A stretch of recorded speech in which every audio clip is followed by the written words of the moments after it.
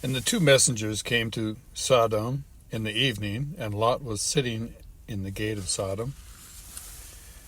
And when Lot saw them, he rose up to meet them, and he bowed himself with his face toward the ground.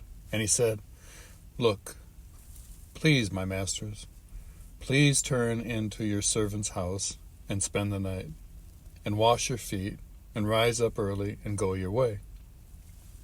And they said, "No, but let us spend the night in the open square." But he urged them strongly, and they turned into him and came into his house. And he made them a feast, and baked unleavened bread, and they ate. Before they lay down, the men of the city, the men of Sodom, both old and young, all the people from every part, surrounded the house. And they called to Lot and said to him, "Where are the men who came to you tonight? Bring them out to us, and let us know them." So Lot went out to them through the doorway, and shut the door behind him, and said, "Please, my brothers, do not do evil. Look, please, I have 2 daughters who have not known a man. Please let me bring them out to you, and you do to them as you wish. Only do not deed to these men, because they have come under the shadow of my roof." But they said, "Stand back." And they said, "This one came in to sojourn, and should he always judge? Now we are going to treat you worse than them." So they pressed hard against the man, Lot, and came near to break down the door. But the men reached out their hands and pulled Lot into the house with them and shut the door. Then they struck the men who were at the doorway of the house with blindness, both small and great.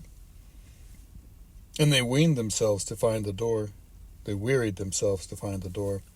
And the men said to Lot, "Have you anyone else here, a son-in-law, and your sons, and your daughters, and whomever you have in the city? Bring them out of this place, for we are going to destroy this place, because the cry against them has grown great before the face of Yahuah, and Yahuah has sent us to destroy it." And Lot went out and spoke to his sons-in-law,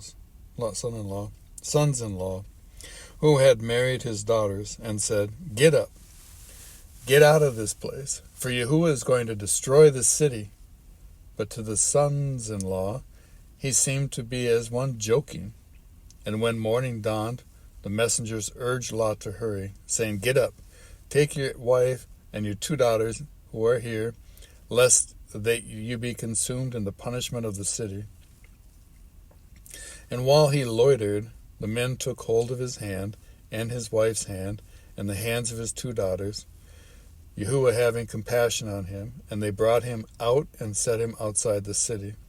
And it came to be, when they had brought them outside, that he said, "Escape for your life. Do not look behind you, nor stay anywhere in the plain. Escape to the mountains, lest you be consumed." And Lot said to them, "Oh no, Yahuah, look, please, your servant has found favor in your eyes, and you have increased your kindness, which you have shown me by saving my life. But I am unable to escape to the mountains, lest calamity overtake me and I die. Look, please, this city is near enough to flee to, and it is small. Please let me escape there. Is it not a small matter?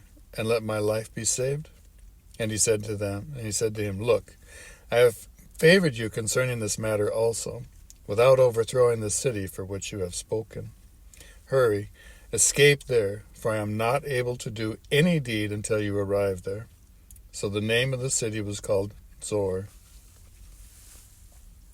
The sun had risen up the earth when Lot entered Zoar, and Yahuah rained sulfur and fired on Sodom and Gomorrah, from Yahuah out of the heavens. So he overthrew those cities and all the plain and all the inhabitants of the cities and what grew on the ground. But his wife looked back from behind him, and she became a post of salt. And Abraham arose early in the morning and went to the place where he had stood before Yahuah. And he looked toward Sodom and Gomorrah, and toward all the land of the plain. And he looked and saw the smoke of the land, which went up like the smoke of a furnace. Thus it came to be, when Elohim destroyed the cities of the plain, that Elohim remembered Abraham, and sent Lot out of the midst of the overthrow, when he overthrew the cities in which Lot had dwelt. And Lot went up out of Zoar, and dwelt in the mountains, and his 2 daughters were with him, for he was afraid to dwell in Zoar, and he and his 2 daughters dwelt in a cave. And the firstborn said to the younger, Our father is old, and there is no man on the earth to come in to us, as in the way of all the earth. Come, let us make our father drink wine, and lie with him, so that we preserve the seed of our father. So they made their father drink wine that night.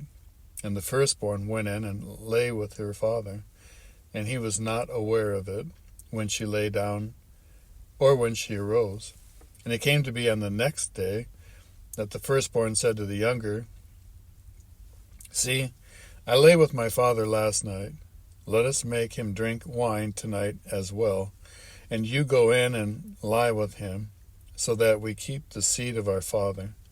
So they made their father drink wine that night as well, and the younger arose and lay with him, and he was not aware of it, when she lay down or when she arose.